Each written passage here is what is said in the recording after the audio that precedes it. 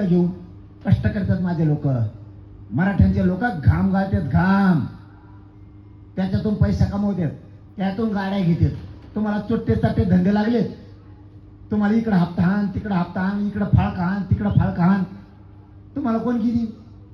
इथं इमानदारीनं काम करावं लागतं, प्रामाणिक रक्त जाळावं लागतं.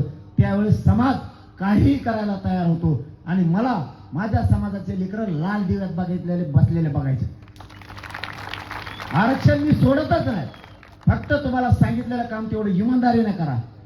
29 ऑगस्टला अंतरवालीचं आंदोलन सुरू होतं. प्रत्येक मराठीने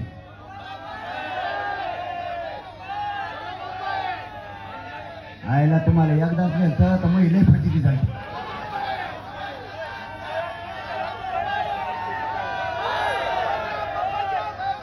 तुम्ही ते गाडी लुटिले, कुठे झोके बांधले, प्रेस पाडला तिथे मुंबईचा साड्या.